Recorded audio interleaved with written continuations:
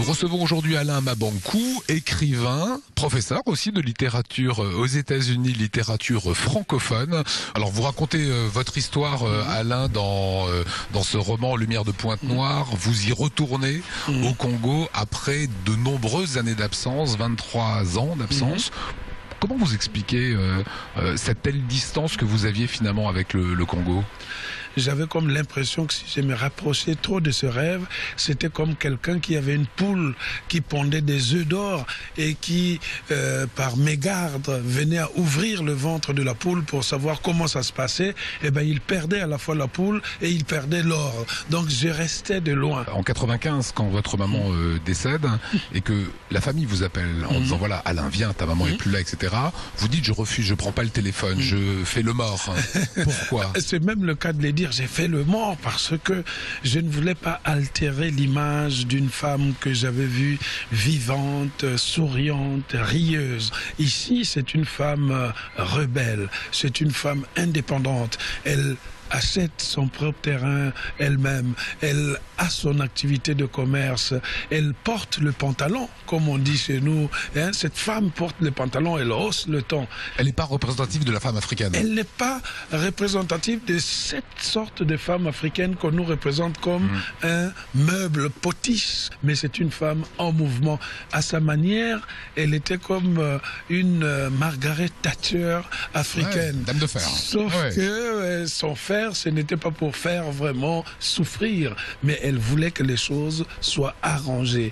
À votre naissance, une mauvaise langue, la cousine Adèle va dire à votre maman attention, lui il partira à 20 ans, sous-entendu il quittera l'Afrique, et il ne sera pas là le jour de ta mort. Cette cousine Adèle était toujours jalouse de l'indépendance de ma mère et peut-être de la fierté que ma mère ressentait lorsqu'elle était à côté de moi. Et bien pour couper court, Adèle a fait cette promunition en disant de toutes les façons tu es une femme maudite, tu n'as eu qu'un seul enfant et le pire c'était un homme, tu aurais pu avoir une fille, c'est mieux, mais c'est un homme, en plus il partira à l'âge de 20 ans, il ne reviendra pas et tu mourras seul dans une cabane.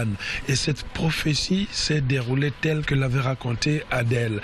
Adèle qui existe encore, qui, elle, n'est pas morte, elle est vivante jusqu'à présent. Vous y allez, vous la voyez? Je ne l'ai pas vue, mais ça veut dire que c'est une piste peut-être d'un livre qui est quelque part. Comment quelqu'un peut tracer l'existence? Je n'ai pas voulu la voir, peut-être de peur qu'elle me donne ce que serait mon futur. Je ne veux pas savoir mon futur, j'ai trop de choses à faire avec mon présent. Alors, il y a une photo de la carte d'identité de votre papa. Oui.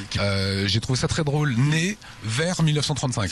Voilà, il n'y a pas de date. On est vraiment dans l'Afrique où on n'a pas ces codes-là en Europe, on ne le comprend pas, mais c'est la réalité. Oui, puisqu'on est dans une Afrique coloniale, notre préoccupation de l'époque n'était pas d'aller se faire un acte de naissance. Ça ne servait à rien, puisqu'on remontait la naissance de quelqu'un en disant « Tu es né le jour où les oiseaux avaient traversé en nombre le ciel, ou le jour où il y avait eu la plus grande pluie ». Et les gens remontent toujours la naissance de quelqu'un par rapport à un événement.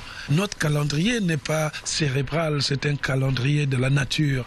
Et lorsque la colonisation est arrivée, on a fait le recensement selon la taille, selon le gabarit. Or, il y avait des gens qui étaient petits.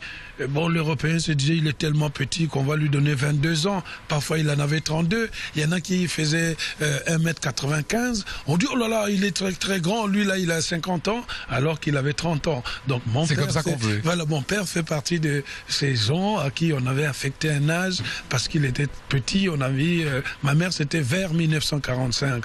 C'est dire que je n'ai jamais su les véritables jours de naissance de mes parents.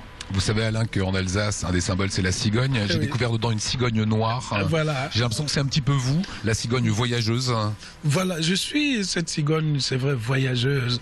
Donc, ça m'a donné cette image de cet oiseau qui avait perdu le groupe, qui est toujours seul et qui est obligé de voyager. Voilà, merci à vous, Alain Mabankou, Lumière de Pointe-Noire, pour revivre toute cette histoire africaine.